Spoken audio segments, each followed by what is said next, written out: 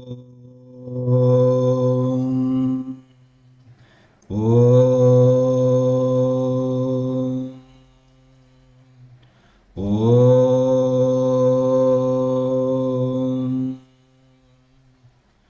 गम गणपतये नमः। ओम सं सरस्वत्यै नमः। ओम गं गुरुभ्यो नमः। ओम ब्रह्मा विष्णु रुद्र महेश्वर सदाशिव दुर्गा लक्ष्मी सरस्वती सावित्री राधा देवी नमः। ओम प्रसीद विश्वेश्वरि विश्वप्रसीदे प्रसीद विश्वेश्वरि वेदरूपिणी प्रसीद मायामय मंत्रविग्रहे प्रसीद सर्वेश्वरि सर्वरूपिणी। ओम शांति शांति शांति। आनो भद्राः कृतवो इन्दु विश्वतः। सदाशिवसमारम्भां शङ्कराचार्यमध्यमाम् अस्मदाचार्यपर्यन्तं वन्दे गुरुपरम्परां। सर्ववेदान्तसिद्धान्तगोचरं तमगोचरं गोविन्दं परमानन्दं सद्गुरुं प्रणतोऽस्म्यहम्। ഓം ശ്രീ സദ്ഗുരു പരമാത്മനേ നമഃ. ഭക്തജനങ്ങൾക്ക് എല്ലാവർക്കും എൻ്റെ നമസ്കാരം. പരാശക്തിയുടെ അനുഗ്രഹം കൊണ്ടും ആദിശങ്കര ഭഗവത്പാദരുടെ അനുഗ്രഹം കൊണ്ടും നാം ഇപ്പോൾ സൗന്ദര്യലഹരി എന്ന മഹാസ്തോത്രത്തിൻ്റെ അർത്ഥവ്യാഖ്യാനം മനസ്സിലാക്കിക്കൊണ്ടിരിക്കുകയാണ്.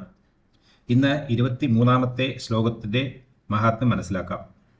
ഈ ശ്ലോകത്തിന് നിയമിച്ചിരിക്കുന്ന മന്ത്രം ഓം ശ്രീ ശംഭു ശരീർധായൈ നമഃ.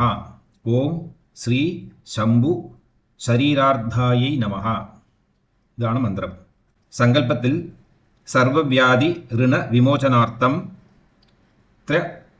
3 സ്തോത്രം ജപേത് എന്ന് പറയണം. അസുഖങ്ങളും കടത്തിന് ഋണം എന്ന് പറയും സംസ്കൃതത്തിൽ.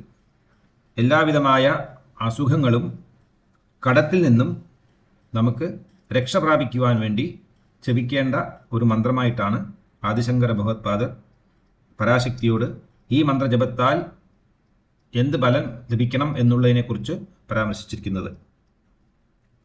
പരാശക്തിയുടെ ദിവ്യമായ ശരീരഭംഗിയെക്കുറിച്ചാണ് ഈ ശ്ലോകം വ്യാഖ്യാനിക്കുന്നത്. വളരെ പ്രാധാന്യം അർഹിക്കുന്ന ഒരു സ്തോത്രമാകുന്നു. ജപിക്കേണ്ട രീതി രാവിലെ കിഴക്കുമുഖമായി ഇരുന്ന് 45 ദിവസവും 1000 പ്രാവശ്യം ഈ സ്തോത്രത്തെ ജപം ചെയ്യുന്നതായാൽ ആ ജപത്തിലൂടെ പരാശക്തിക്ക് തൃപ്തിയായി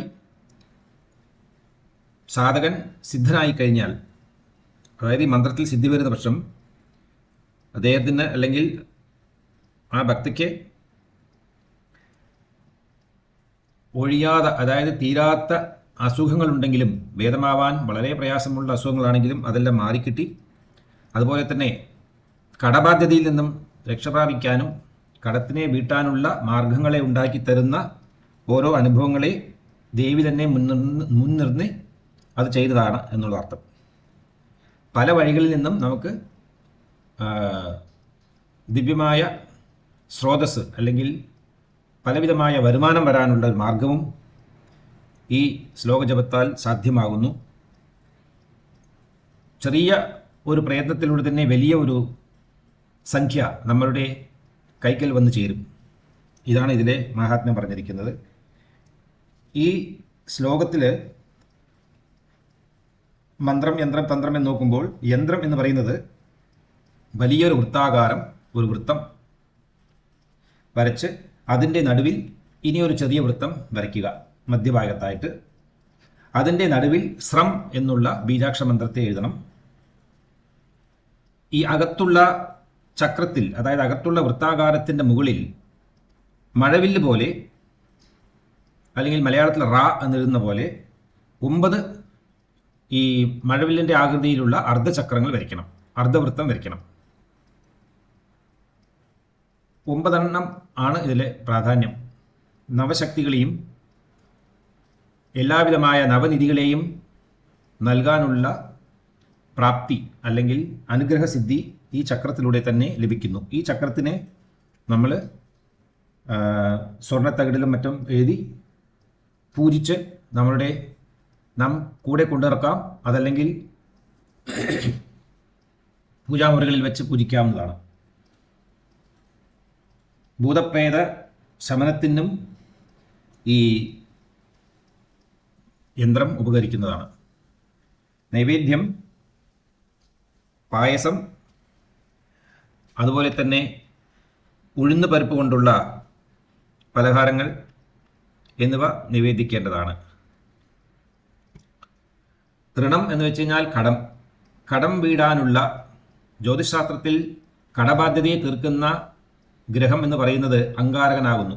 അങ്കാരൻ എന്ന് വെച്ചാൽ ചൊവ്വാഗ്രഹം, മംഗളകാരകൻ. അദ്ദേഹത്തിൻ്റെ പേര് തന്നെ ഋണമോചക അങ്കാരകൻ എന്നാണ്. ഋണമോചക അങ്കാരക സ്തോത്രം എന്നുള്ള സ്തോത്രം തന്നെയുണ്ട്. എന്തുകൊണ്ടാണ് ചൊവ്വാഗ്രഹത്തിന് ഋണമോചനം ചെയ്യാനുള്ള ഒരു കപ്പാസിറ്റി ഉള്ളത് എന്ന് നോക്കുകയാണെങ്കിൽ, ചൊവ്വ ഭൂമിപുത്രനാകുന്നു, സുകേശിപുത്രൻ, ഭൂമിപുത്രൻ, രുദ്രാവതാരൻ. രുദ്രന്റെ അവതാരമാണ്. രുദ്രന്റെ തലമുടിയിലെ എടുത്താണ് ഈ മംഗളകാരകനായിരിക്കുന്ന അങ്കാരകനെ സൃഷ്ടിക്കുന്നത്. സർവപാപ വിമോചിന്യേ നമഃ എന്ന ലളിതാ സഹസ്രനാമത്തിൽ പരാശക്തിയുടെ മന്ത്രമുണ്ട്. ലോകത്തിലെ ഏറ്റവും വലിയ അമംഗളകരമായിരിക്കുന്ന കാര്യങ്ങളെ ചെയ്യാൻ ഈ ചൊവ്വാഗ്രഹത്തിന് അധികാരവും ശക്തിയുമുണ്ട്. അതുകൊണ്ട് തന്നെ അദ്ദേഹത്തിന് മംഗളകാരകൻ എന്നുള്ള പേര് നൽകി. അതിൻ്റെ അർത്ഥം എത്ര വലിയ അമംഗളമായിരിക്കുന്ന കാര്യത്തെയും മംഗളകരമാക്കി തീർക്കാനുള്ള അനുഗ്രഹശക്തിയുള്ള ഒരു ദൈവമാകുന്നു, ഒരു ദേവനാകുന്നു ഈ അങ്കാരകൻ അല്ലെങ്കിൽ ചൊവ്വാഗ്രഹം. നമ്മൾ വിചാരിക്കുന്ന പോലെ ഗ്രഹമല്ല നമ്മളുടെ എല്ലാ കാര്യങ്ങളെയും ചെയ്തു തരുന്നത്. പക്ഷേ നമുക്ക് ചെയ്യാൻ പ്രാപ്തി ഉണ്ടാക്കി തരുന്നത് ആ ഗ്രഹത്തിൽ നിന്നും വരുന്ന കിരണങ്ങൾ, ആ ഗ്രഹത്തിൻ്റെ രശ്മി നമ്മളുടെ ശരീരത്തിൽ എത്രമാത്രം ആധിക്യം ചെയ്യുന്നു, അല്ലെങ്കിൽ എത്രമാത്രം നമ്മളെ കൺട്രോൾ ചെയ്യുന്നു, നമ്മളെ നിയന്ത്രിക്കുന്നു എന്നുള്ളതാണ് ഇതിന് കാരണം. അതുകൊണ്ടാണ് ഇവിടെ ഋണമോചകം എന്ന് പറയപ്പെടുന്നത് എല്ലാവിധമായിരിക്കുന്ന സർവവസ്തുക്കളാകുന്നു. ഈ ഭൂലോകത്തിൽ ഒരു മനുഷ്യൻ എത്രത്തോളം ധനധാന്യ സമ്പത്തുകളോടുകൂടിയും ഭക്തിയോടുകൂടിയും നല്ല ജീവിതം നയിക്കുന്നുവോ അതാണ് ശ്രേയസ്കരമായിരിക്കുക. ഭൂലോകത്തിൽ കഷ്ടം എന്ന് പറയുന്നത് നരകത്തിന് സമമാകുന്നു. ആർക്കും ഇഷ്ടമില്ലാത്ത ഒരു സ്ഥിതിയാണ് ഈ നരകയാതന അല്ലെങ്കിൽ നരകവേദന എന്ന് പറയപ്പെടുന്ന ദാരിദ്ര്യം, അസുഖങ്ങൾ. ഇതെല്ലാം ഉണ്ടാകുന്നത് ഈ നരലോകം എന്ന് പറയപ്പെടുന്ന ഭൂലോകത്തിൽ മാത്രമാണ്. മറ്റുള്ള ലോകങ്ങളിൽ ഒന്നിലും തന്നെ ഈ അസുഖങ്ങളോ അല്ലെങ്കിലോ ആയുസ്സിനെ കുറിച്ചുള്ള വിഷമങ്ങളോ ഇതൊന്നും ബാധകമല്ല. അതുകൊണ്ടാണ് ഭൂമാദേവിക്ക് പരമശിവൻ ഒരു കുഞ്ഞിനെ വളർത്താൻ കൊടുക്കുന്നു. ആ കുഞ്ഞാണ് അങ്കാരകൻ. അങ്ങനെ ശിവപ്രസാദം ലഭിച്ച് കുഞ്ഞായിരിക്കുമ്പോൾ തന്നെ വലുതായ ഒരു ദേവനാകുന്നു. അദ്ദേഹത്തിന് പരമശിവൻ്റെ അനുഗ്രഹത്തോടുകൂടി ഒരുപാട് കാലം ചെറിയ വയസ്സ് നമുക്ക് തന്നെ തപസ് ചെയ്ത് പരമേശ്വരൻ്റെ അനുഗ്രഹം ലഭിച്ചു. ആരുടെ പ്രശ്നങ്ങളിൽ വേണമെങ്കിലും തലയിടാനുള്ള അധികാരമുണ്ട് ഈ ദേവന്, ചൊവ്വാഗ്രഹത്തിന്. പക്ഷേ പറയുന്നു, പരാശക്തിയെ ശിവഭജനം ചെയ്യുന്നവർ, ഭൂമിയെ, പ്രകൃതിയെ സംരക്ഷിക്കുന്നവർ, ഇവരെ ആരെയും ഉപദ്രവിച്ചു പോകരുത്. നാച്ചുറലി ഉപദ്രവം ഉണ്ടാവുന്നതുമല്ല. കാരണം നമ്മൾ പ്രകൃതിയോട് ലയിച്ച് പ്രകൃതിയുമായി ഇണങ്ങി ജീവിക്കുകയാണെങ്കിൽ മനുഷ്യജീവിതം അതിസുന്ദരമായിരിക്കും. പ്രകൃതിയാണ് നമുക്ക് എല്ലാ വിഭവങ്ങളെയും തരുന്നത്. അതുകൊണ്ട് ഭൂമാദേവിക്ക് വസുന്ധര എന്നുള്ള പേരുണ്ട്. അഷ്ടവസ്തുക്കളാണ് പ്രധാനമായി പറയപ്പെട്ടിരിക്കുന്നത്. ആ എല്ലാ വസ്തുക്കളുടെയും യോഗഭോഗങ്ങളെ അനുഭവിക്കുവാൻ മനുഷ്യലോകമാണ് വളരെ നല്ലത്. ഒന്ന് ആലോചിച്ച് നോക്കണം, ലോകത്തിൽ എത്ര ദരിദ്രമുള്ളവരുണ്ട്. അവരെല്ലാം അപേക്ഷിച്ച് നോക്കുമ്പോൾ പരമാവധി നന്നായിട്ട് ജീവിക്കാൻ പ്രാപ്തിയുള്ള വരുമാനവും നല്ല ആരോഗ്യവും നല്ല ഭവനങ്ങളും കൃഷിസ്ഥലങ്ങളും എല്ലാം ഉള്ള ഒരു വ്യക്തി എത്ര സുഖമായി ജീവിക്കാം? ഇതിലും വെച്ചൊരു സുഖം അനുഭവിക്കാൻ വേറെ ഒരു സ്ഥലമുണ്ടോ എന്ന് ചോദിച്ചു പോകും. അത്രയും സുഖം നൽകുന്ന ഒരു സ്ഥലമാണ് ഈ ഭൂലോകം. ഭൂലോകത്തിലെ എല്ലാ ജീവികൾക്കുമുള്ള ദൈവമാണ് പാർവതി പരമേശ്വരൻ. മറ്റുള്ള ദൈവങ്ങളെല്ലാം അന്യലോകങ്ങളിലാണ് ഉള്ളത്. പാർവതി പരമേശ്വരൻ മഹാകൈലാസത്തിൽ അല്ലെങ്കിൽ പ്രാകൃത കൈലാസം എന്ന് പറയപ്പെടുന്ന നമ്മുടെ ഈ ഭൂലോകത്തിൽ തന്നെ ഭാരതദേശത്തിൻ്റെ മുകളിലായി വടക്ക് ഭാഗത്തായി സ്ഥിതി ചെയ്യുന്നു. അതുകൊണ്ട് ദൈവത്തെ അന്വേഷിച്ചു പോകാൻ നമ്മൾ എവിടെയും പോകേണ്ട ആവശ്യമില്ല. അതുകൊണ്ട് തന്നെയാണോ പരമശിവന് മഹാദേവൻ എന്നുള്ള പേര് പോലെ ലഭിച്ചിരിക്കുന്നത്. മറ്റുള്ളവരെല്ലാം അവരുടെ സ്ഥലങ്ങളിലാണ് ഇരിക്കുന്നത്. പക്ഷേ പരമശിവൻ ഈ ഭൂലോകത്തിൽ തന്നെ ഇരുന്നു കൊണ്ട് നമ്മളെല്ലാം കാത്തുരക്ഷിക്കുന്നു. ശിവൻ ശക്തി മാതാപിത എന്നുള്ള നാമധേയത്തോടു കൂടിയാണ് ശിവപാർവതിയെ നമ്മൾ ആരാധിച്ചു വരുന്നത്. ഇതിൽ സ്തോത്രം എന്ന് പറയുന്നത് നോക്കാം. ത്വയാ ഹൃത്വ, പരമേശ്വരിയായ നീ അപഹരണം ചെയ്യപ്പെട്ടിരിക്കുന്നു. എന്തിനാണ് അപഹരിച്ചിരിക്കുന്നത്? ആദിശങ്കര ഭഗവത്പാദർ പരാശക്തിയുടെ തൃപ്പാദങ്ങളിൽ വീണ് നമസ്കരിച്ച് എണീറ്റ ശേഷം പരാശക്തിയെ നോക്കി ഭജനം ചെയ്യുകയാണ്. ഓരോ ദിവ്യമായിരിക്കുന്ന ദിവ്യകവിയാണ് അദ്ദേഹം. ദിവ്യമായ ഈ സ്തോത്രങ്ങളെ ശക്തിയുടെ അനുഗ്രഹം കൊണ്ട് തന്നെ നിർമ്മിക്കുന്നു. പരാശക്തി ആദിശങ്കർ ഭഗവത്പാദരുടെ ബുദ്ധിയിൽ പ്രവേശിച്ച് ദൈവം നമ്മളുടെ ശരീരത്തിൽ ബുദ്ധിയിലൂടെയാണ് നമ്മളെ കോൺടാക്ട് ചെയ്യുന്നത്. ദ കേബിൾ അല്ലെങ്കിൽ വയർ എന്ന് പറയുന്നത് ബുദ്ധിയാണ്.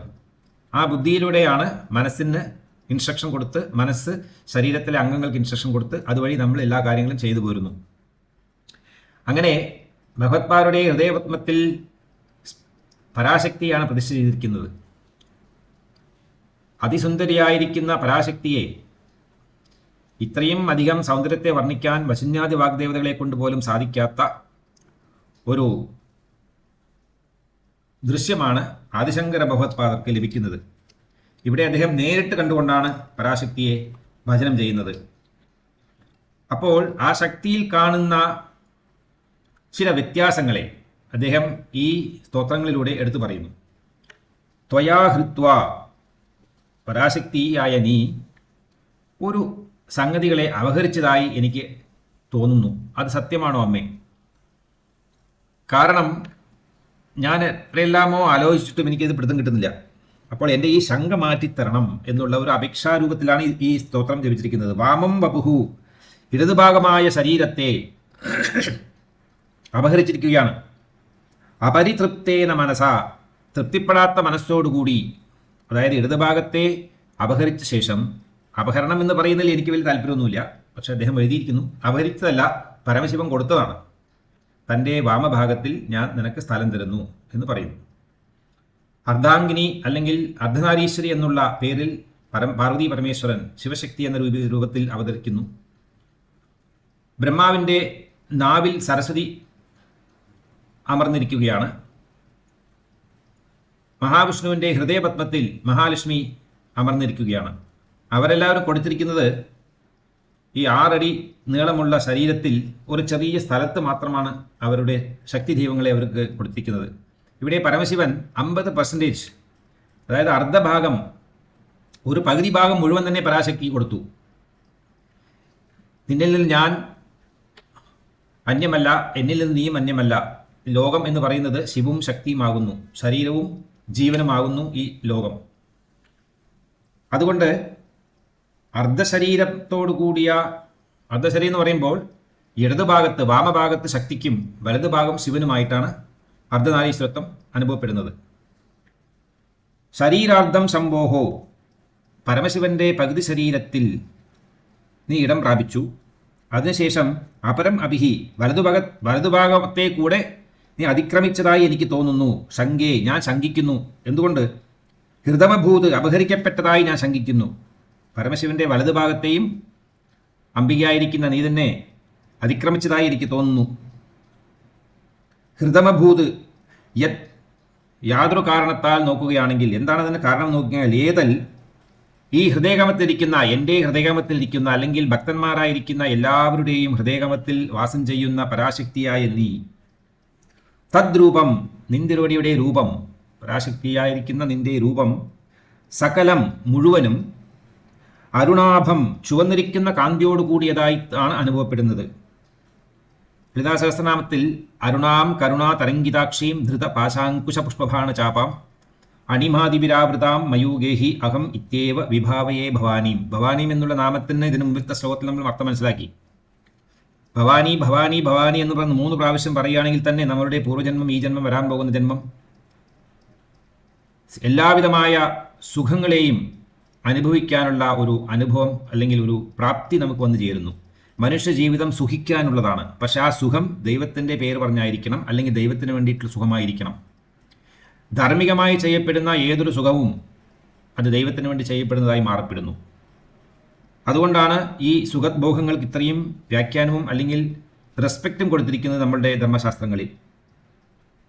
ത്രിനയനം, ആ അകത്തിരിക്കുന്ന ശരീരത്തിൽ, അതായത് എൻ്റെ ദിവ്യമായിരിക്കുന്ന ഈ ശരീരം ഞാൻ കാണുന്നത് അരുണാഭം, ചുവന്നിരിക്കുന്ന കാന്തിയോട് കൂടിയതായും, ത്രിനയനം, 3 കണ്ണുകളുള്ളതായും, കുജാഭ്യാമാനമ്രം, 2 സ്തനങ്ങൾ കൊണ്ട് അല്പം കുനിഞ്ഞിരിക്കുന്നതായിരിക്കുന്ന ശരീരത്തോടും, കുടില ശശി ചൂഢാല മകുടം, ചന്ദ്രക്കല അലങ്കാരമായിരിക്കുന്ന കിരീടത്തോടു കൂടിയതായും ഞാൻ കാണുന്നു.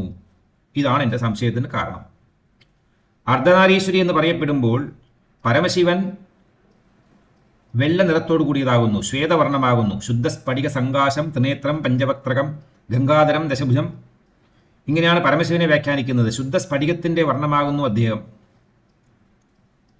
അതായത് അഗ്നി, അകത്ത് അഗ്നി ഉള്ളപ്പോൾ പുറത്ത് ചാരം ഇങ്ങനെ വെള്ള കളറിൽ കാണും, പക്ഷെ അകത്ത് നമ്മൾ തൊട്ട് കഴിഞ്ഞാൽ കൈപൊള്ളി പോകും. അഗ്നിസ്വരൂപം പരമശിവൻ അങ്ങനെയാണ് ദർശനം നൽകുന്നത്. എല്ലാവർക്കും ഭസ്മസ്വരൂപമായി അദ്ദേഹം പ്രത്യക്ഷപ്പെടുന്ന എല്ലാവരുടെയും മുമ്പിൽ ആ ഭസ്മം ധരിക്കുന്നത് കൊണ്ട് നമ്മളുടെ എല്ലാവിധമായ പാപത്തെയും ഹരണം ചെയ്യുന്നു. അതുകൊണ്ട് അതിന് ഹരൻ എന്ന് പേര്. ഹരഹര ശംഭോ മഹാദേവ എന്ന് പറയും. ഭസ്മധാരണം കൊണ്ട് നമുക്ക് നടക്കുന്ന പ്രക്രിയ നമ്മളുടെ ശരീരത്തിലുള്ള എല്ലാ അസുഖങ്ങളെയും മാറ്റപ്പെടുന്നു. പ്രത്യേകിച്ച് ശരീരത്തിലുള്ള ദുഷ്ടകർമ്മങ്ങളാലും ദുഷ്ടകൃത്യങ്ങളാലും വന്നു ചേർന്നിരിക്കുന്ന എല്ലാം കാരണം ശരീരം വെച്ചുകൊണ്ടാണ് നമ്മൾ ആദ്യം പ്രവർത്തിക്കുന്നത് എല്ലാം തന്നെ. അതുകൊണ്ടാണ് ശരീരത്തെ ശുദ്ധമാക്കി വെക്കാനും ശരീരത്തിൽ വന്നു ചേരുന്ന പാപങ്ങളുടെ കൂട്ടായ്മയെ അകറ്റി നിർത്തുവാനും ഈ അഗ്നിസ്വരൂപമായിരിക്കുന്ന വിഭൂതി അല്ലെങ്കിൽ ഭസ്മം കൊണ്ട് സാധ്യമാകുന്നു എന്ന് പറയാൻ കാരണം. അങ്ങനെ വെള്ള നിറത്തോടു കൂടിയ പരമശിവൻ വലതുഭാഗം മുഴുവൻ വെള്ളഭാഗമായും ഇടതുഭാഗം മുഴുവൻ രക്തവർണ്ണമായും കാണപ്പെടേണ്ടതാകുന്നു. ഇതാണ് അർദ്ധനാരീശ്വര സ്വരൂപം. പക്ഷേ എൻ്റെ ഹൃദയപത്മത്തിൽ ഞാൻ നിന്നെ ധ്യാനിക്കുന്ന നേരത്ത്, ഞാൻ നിന്നെ നേരിട്ടും കണ്ടുകൊണ്ടിരിക്കുകയാണ് പുറത്ത്, അതേ മാതിരി തന്നെയാണ് നീ പ്രതിഫലിക്കുന്നത് എൻ്റെ ഹൃദയകാമത്തിലകത്തും. അപ്പോൾ പൂർണ്ണമായും അരുണവർണ്ണമായിട്ടാണ് എനിക്ക് തോന്നുന്നത്. ഇതാണ് എൻ്റെ സംശയത്തിൻ്റെ കാരണം. അപ്പോൾ ഞാൻ വിചാരിക്കുന്നു, പരമശിവൻ നൽകപ്പെട്ട വാമഭാഗത്തെ കൂടാതെ ഭഗവാന്റെ വലതുഭാഗത്തെ ശരീരത്തെ പോലും അംബികയായിരിക്കുന്ന നീ തന്നെ കവർന്ന് പൂർണ്ണമായ ശിവശക്തി ഐക്യമായി പരാശക്തി സ്വരൂപമായിരിക്കുന്ന ചുവന്ന കാന്തിയോട് കൂടിയതായ ആ സ്വരൂപത്തെ അല്ലെങ്കിൽ ആ ബിംബത്തെയാണ് എൻ്റെ മനസ്സിൽ കാണാൻ സാധിക്കുന്നത്. ഇതുകൊണ്ടാണ് എനിക്ക് സംശയം വന്നു എന്ന് ഞാൻ പറയാൻ കാരണം. ഇത് ശരിയാണോ എന്ന് ചോദിക്കുന്നു. പരാശക്തി ശരിയാണെന്ന് പറയാനും ഉദ്ദേശിക്കുന്നില്ല, ശരിയല്ല എന്നും പറയുന്നില്ല.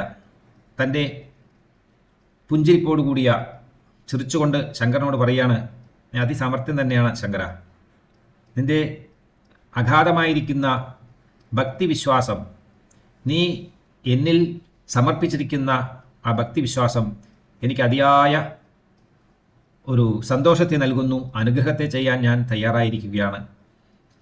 ഭഗവത്പാദരും എല്ലാ മഹർഷിമാരും ദൈവങ്ങളെ വളരെ കഷ്ടപ്പെട്ട് തപസ് ചെയ്ത് പ്രത്യക്ഷപ്പെടുത്തുമ്പോൾ അവർ ചോദിക്കുന്നത് ഇത്ര മാത്രമാണ്, എനിക്ക് അത് തരണം, എനിക്ക് ഇത് തരണം എന്നൊന്നും പറയാറില്ല. ഈ സ്തോത്രം ജപിക്കുന്നവർക്ക് നിന്റെ അനുഗ്രഹം ഉണ്ടാവണം.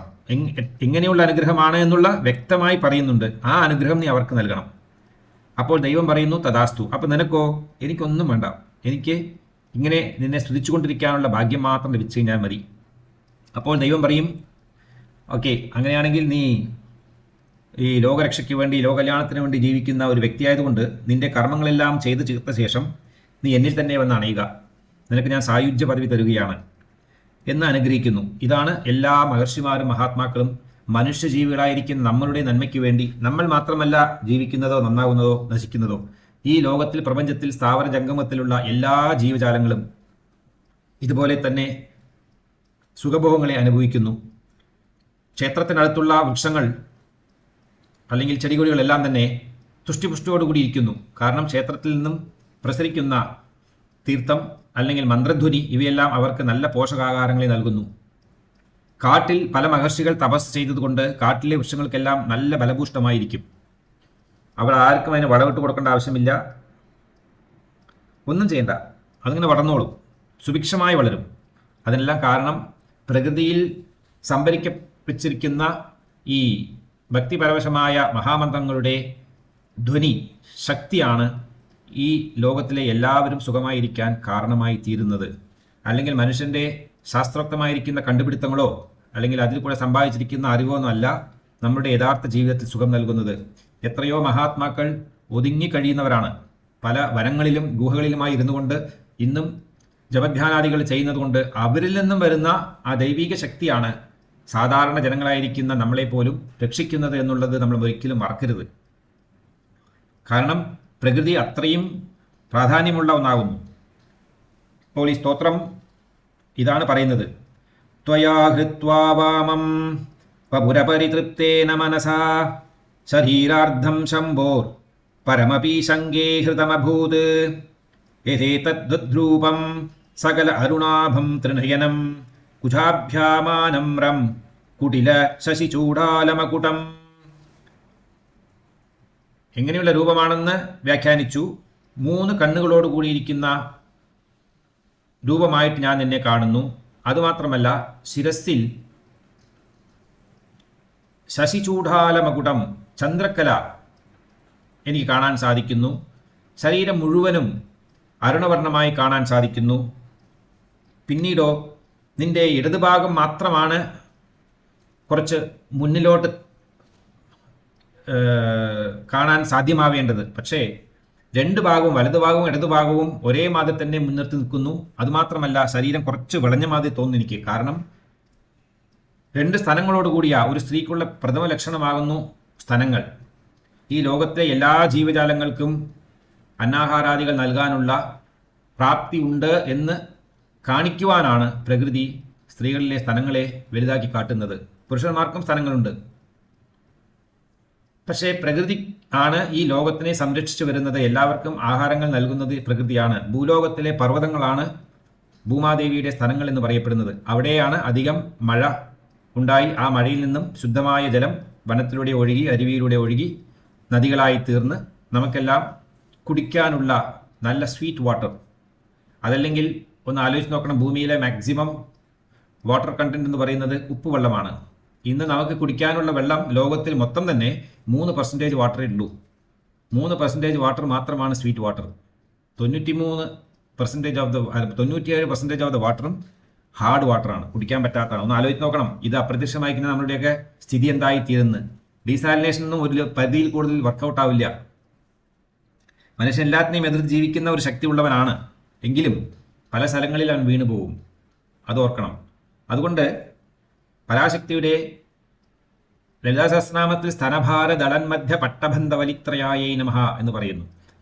3 പട്ടകളെ കൊണ്ട് ഈ സ്ഥലങ്ങൾക്ക് ജസ്റ്റ് ചുവടെയായി കട്ടപ്പെട്ടിരിക്കുന്ന വരികളെ പോലെയാണ് ഞാൻ കാണുന്നത് നിന്റെ മധ്യഭാഗത്തെ എന്ന് പറയുന്നു വശിന്യാദ വാഗ്ദേവൾ. അവിടെ സ്ഥലങ്ങൾ മറിഞ്ഞു പോകുമോ എന്നുള്ള ഭീതി കാരണം അതിനെ താങ്ങി നിർത്തുവാൻ ഉപയോഗിക്കുന്ന ഒരു പട്ട അല്ലെങ്കിൽ ഒരു വസ്ത്രത്തെ അവിടെ അണിഞ്ഞ് വെച്ചിരിക്കുന്നത് പോലെയാണ് ഞാൻ ഭാവന ചെയ്യുന്നത്. അപ്പോൾ ഇടതുഭാഗം മാത്രമാണ് കുനിഞ്ഞിരിക്കേണ്ടത്. പക്ഷേ ഇവിടെ വലതുഭാഗവും ചേർന്നുള്ളതുകൊണ്ട് നീ പൂർണ്ണമായും ഒരു സ്ത്രീരൂപമായി മാത്രമേ എനിക്ക് കാണാൻ സാധ്യമാവുന്നുള്ളൂ. അതേപോലെ തന്നെ ചന്ദ്രക്കല വലതുഭാഗത്ത് മാത്രം കാണേണ്ടതാണ്. കാരണം ശിവനാണ് തൻ്റെ ജടാമകുടത്തിൽ ചന്ദ്രക്കലയെ ധരിച്ചിരിക്കുന്നത്. അതുപോലെ തന്നെ ത്രിനയനം, 3 കണ്ണുള്ള ആ 3ാമത്തെ കണ്ണ് വലതുഭാഗത്തായിട്ടാണ് കാണേണ്ടത്. അതുകൂടാതെ ഇവിടെ സംഭവിക്കുന്നത് പൂർണ്ണമായും പരമശിവന് പറഞ്ഞിരിക്കുന്ന അങ്കലാവങ്ങളിൽ എന്തെല്ലാം ഉണ്ടോ അതെല്ലാം നിന്റെ ശരീരത്തിലായി ഞാൻ കാണപ്പെടുന്നു എന്നുള്ളത് കൊണ്ട് ഞാൻ ഇപ്പോൾ ഉദ്ദേശിക്കുന്നത് അല്ലെങ്കിൽ ഒരു തീരുമാനത്തിൽ വന്നിരിക്കുന്നത് നീ തന്നെയാണ് സർവം, നിന്നിൽ തന്നെയാണ് എല്ലാം, ശക്തിയിൽ തന്നെയാണ് എല്ലാം അഭയം പ്രാപിക്കുന്നത് എന്നുള്ള ഒരു തത്വബോധത്തെയാണ് ഞാൻ ഇന്ന് മനസ്സിലാക്കുന്നത് എന്ന് പറഞ്ഞുകൊണ്ടാണ് ഈ ശ്ലോകത്തെ അവതരിപ്പിച്ചത് അദ്ദേഹം. ശ്രീചക്ര പൂജയിൽ പരാശക്തിയേക്ക് മാത്രമാണ് പൂജ. കാമേശ്വരൻ കാമേശ്വരി ആണെങ്കിൽ പോലും ശക്തിക്കാണ് പൂജ ചെയ്യപ്പെടുന്നത്. അത് ശിവന്റെ മന്ത്രമായി തന്നെ നാം കരുതണം, ശിവചക്രമായി തന്നെ നാം കരുതണം. ശ്രീചക്രം, ശ്രീ എന്ന് വെച്ച് കഴിഞ്ഞാൽ ശിവൻ എന്ന അർത്ഥമുണ്ട്. ശ്രീചക്രം എന്ന് വെച്ച് കഴിഞ്ഞാൽ ശിവന്റെ ചക്രം എന്നാണ് അർത്ഥം. ശിവനിലാണ് ശക്തി കുടികൊള്ളുന്നത്, അല്ലെങ്കിൽ ശിവനിൽ ചെന്ന് ചേരാനാണ് ശക്തി പ്രയത്നിക്കുന്നത്. ശക്തി എന്നുള്ള നമ്മുടെ ഈ ശരീരം അത് വെച്ചുകൊണ്ട് അതിൽ വാസം ചെയ്യുന്ന ജീവൻ ആത്മാവായിരിക്കുന്ന പരമേശ്വരനെ അല്ലെങ്കിൽ ജീവനായിരിക്കുന്ന പരമേശ്വരനെ തന്നെ അറിയാനുള്ള സാധ്യതയാണ് ഇതിൽ കാണുന്നത്. ഇനിയൊരു അർത്ഥം നമുക്ക് മനസ്സിലാക്കാനുള്ളത്, ശക്തി പകുതി സ്ഥലം കൊടുത്തു പരമശിവന്റെ ശരീരത്തിൽ, ശക്തിക്ക് പകുതി ഭാഗം കൊടുത്തു.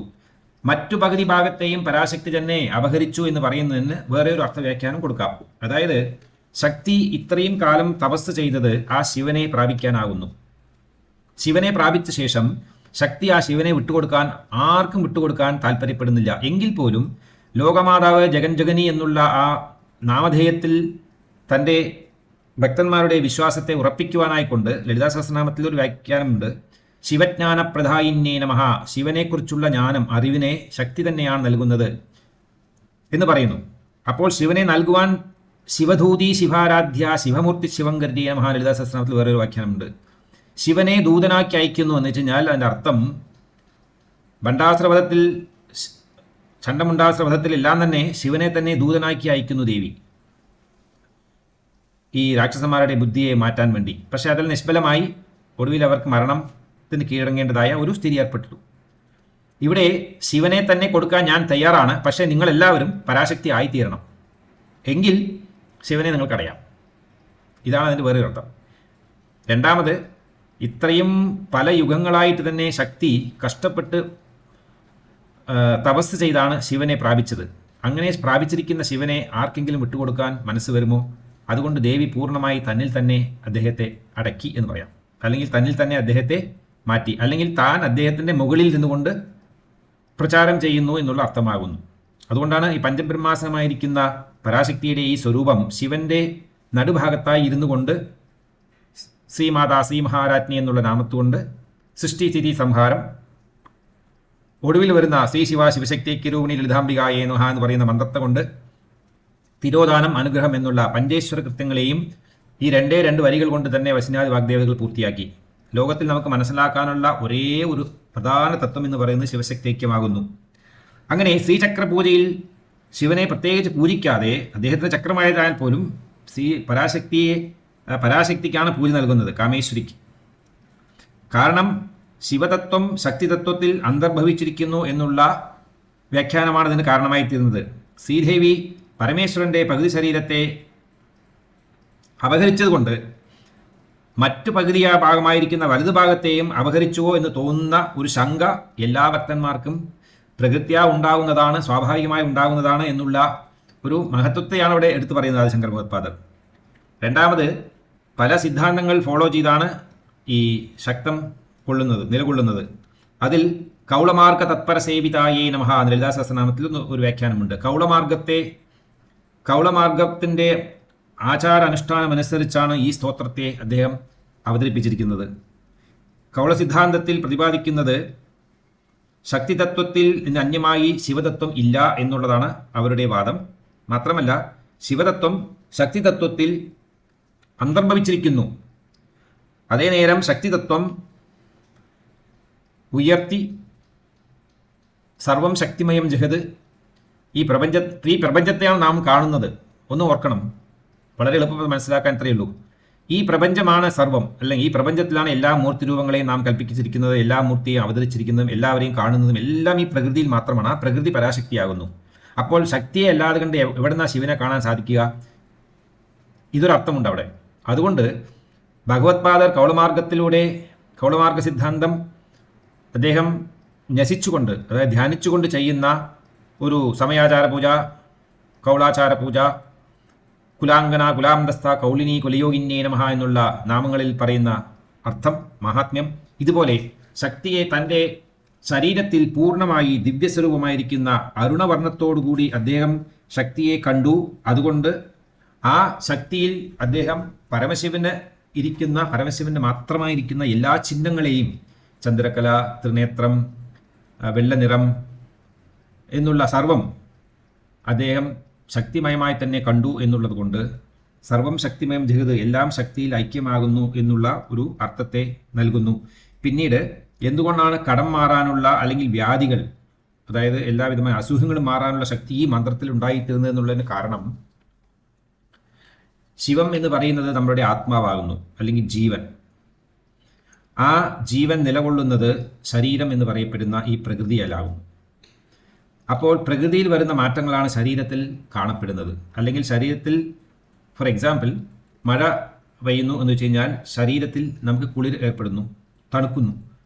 നമ്മളുടെ ശരീരത്തിലല്ല മഴ പെയ്തത്, മഴ പുറത്താണ് വന്നത്, പക്ഷേ ശരീരത്തിൽ പ്രതിഫലിക്കുന്നു. പുറത്ത് ഭയങ്കര ചൂടാണ്, നമ്മുടെ ശരീരത്തിൽ ചൂട് ഏർപ്പെടുന്നു. അപ്പോൾ സൂര്യൻ ഉദിക്കുന്ന വെളിയിലാണ്, അല്ലെങ്കിൽ അസ്തമിക്കുന്ന വെളിയിലാണ്, അല്ലെങ്കിൽ പ്രകാശിക്കുന്ന വെളിയിലാണ്, പക്ഷെ നമ്മുടെ ശരീരത്തിലാണ് ചൂട് അനുഭവപ്പെടുന്നത്. അതുപോലെ എല്ലാം ഈ പ്രകൃതിയിൽ സംഭവിക്കുന്നതെല്ലാം തന്നെ നമ്മുടെ ശരീരത്തിൽ സംഭവിക്കുന്നതിന് തുല്യമാകുന്നു. അതുകൊണ്ട് പ്രകൃതി സ്വരൂപിണിയായിരിക്കുന്ന ആ പ്രകൃതിയിൽ നാം എല്ലാവരും ഇന്ന് വരയ്ക്കും ദൈവത്തെ അന്വേഷിച്ച് നടക്കുന്നുണ്ട്. യുഗയുഗങ്ങളായി ഈ പരമേശ്വരനായിരിക്കുന്ന സദാശിവത്തെ നോക്കി നടക്കുകയാണ്.